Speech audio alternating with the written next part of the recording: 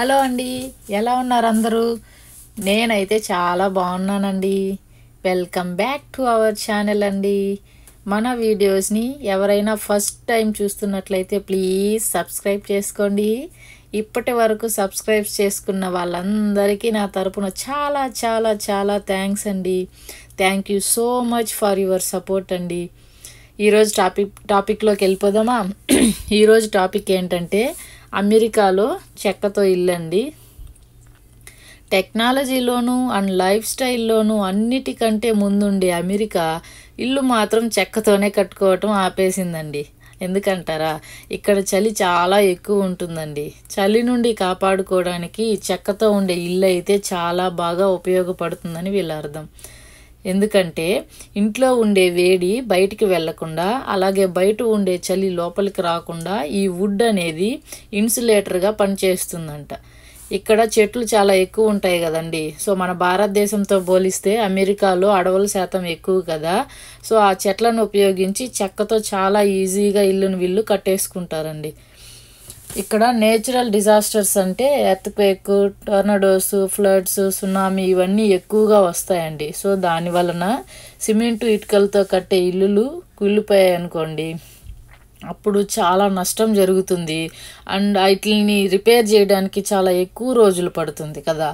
So అదే wooden హౌస్లు ఉంటాయి కదా. సో ఈ చెక్కిళ్ళు ఏమంటే తొందరగా వాటిని రిపేర్ చేసుకోవచ్చు, చాలా తక్కువ ఖర్చు అవుతుంది, అంత నష్టం కూడా జరగదు.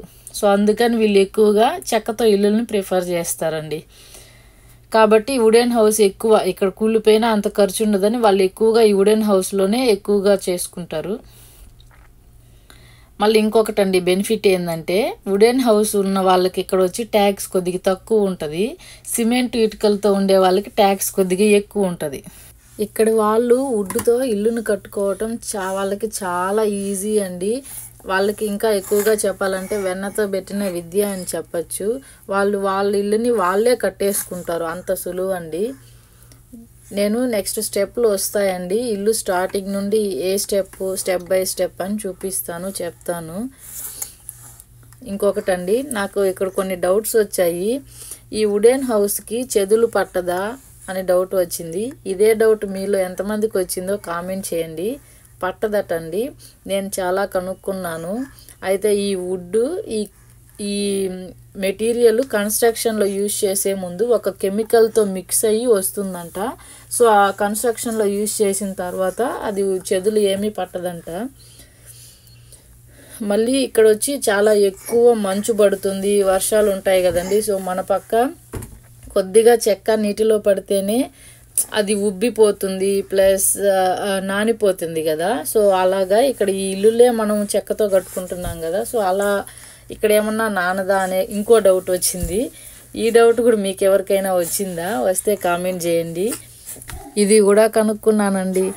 ఇది వర్షానికైనా మంచుకైనా ఆ తేమకి ఈ చెక్క ఏమీ నానదటండి. ఎందుకంటే దీని మీద ఒక లేయర్ వేస్తారంటండి, కవర్తో ఉంటుంది. సో దీని వలన వుడ్ నానదని కనుక్కున్నాను. సో ఆ లేయర్ వేసిన తర్వాత దాని మీద ఇంకొక ఫినిషింగ్ వరకు వుడ్ పెడతారండి.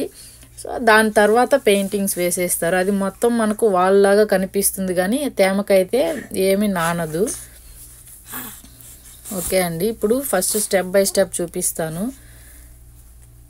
ఇది ఫస్ట్ స్టెప్ అండి. సో బేస్మెంట్ అండి. బేస్మెంట్ కోసము చుట్టూ చెక్కలు పెట్టి ఎక్కడైతే వాటర్ పైప్స్, ఎక్కడైతే డ్రైనేజ్ పైప్స్, ఎక్కడైతే ఎలక్ట్రిక్ అవన్నీ ఉంటాయో వాటన్నింటినీ పెట్టి అలా కాంక్రీట్ వేసేస్తున్నారండి. సో ఇది కాంక్రీట్ వేయటం సెకండ్ స్టెప్ అండి. అన్ని పైప్స్ అన్నీ ఇక్కడ అటాచ్ చేసి ఉంటారు కింద. ఇది లాస్ట్గా దీని మీద కాంక్రీట్ వేస్తున్నారు. దీనిపైన ఆల్రెడీ సెట్ చేసేసిన ఫ్రేమ్స్ ఉంటాయి కదండి. సో ఆ ఫ్రేమ్స్ని అలాగే తీసుకొచ్చి వీటి మీద పెట్టేస్తారు. నెక్స్ట్ థర్డ్ స్టెప్లకి కావాల్సిన చెక్కలండి ఇవి. సో మనము ఈ చెక్కలని యూజ్ చేసి ఈ కాంక్రీట్ మీద వాల్స్ అనేటివి పెడతారండి.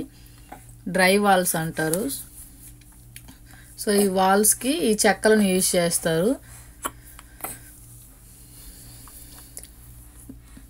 ఇది ఫోర్త్ స్టెప్ అండి. మీరు గమనించినట్లయితే కింద కాంక్రీట్ ఉంది కదండి. సో ఆ కాంక్రీట్ మీద డైరెక్ట్గా ఈ డ్రై వాల్స్ ఈ వుడ్ని అలాగే మేకులేసి కొట్టేస్తారు. సో గోడల్లాగా పెట్టేస్తారు. అక్కడొక చెక్క మధ్యలో ఉంటుంది. దానికి మధ్యలో వాల్ లాగా స్టడ్స్ అంటారండి, వుడ్ స్టడ్స్ అంటారు. సో ఆ డ్రై వాల్స్ని పెడతారు.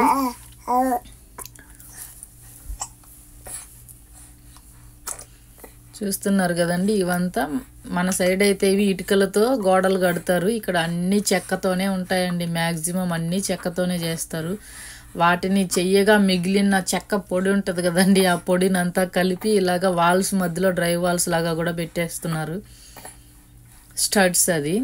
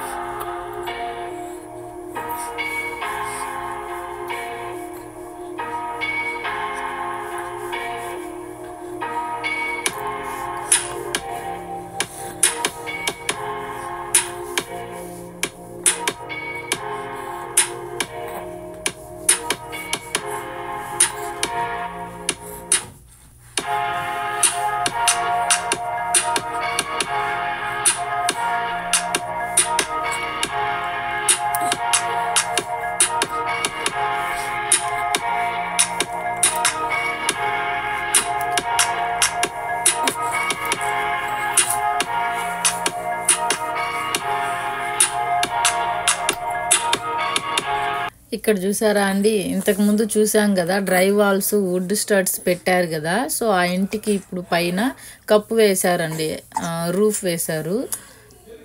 సో అంతా క్లోజ్ చేశారు హౌస్ని.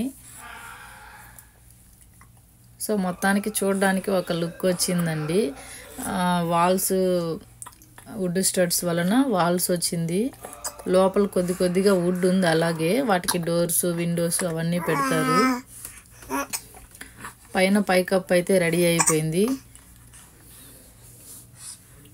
సో ఒక్కసారిగా ఒక లైన్లో హౌస్ ఎత్తుకుంటే అన్నీ ఇలాగ అయిపోతాయండి.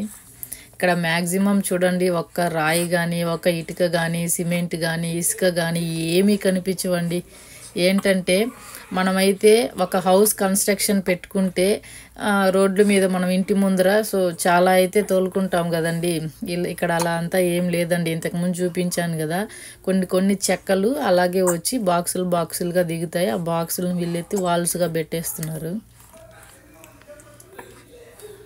ఇదండి, ఇది నెక్స్ట్ స్టెప్. రూఫ్ వేసిన తర్వాత వాటికి అన్నిటికీ ఒక లేయర్ అంటించేసి ఆ లేయర్ మీద మళ్ళీ వుడ్ వేసేసి వాటికి పెయింట్ వేసేస్తే మొత్తానికి ఒక ఇల్లు షేప్లో అయితే ఇలాగ వచ్చేస్తుంది.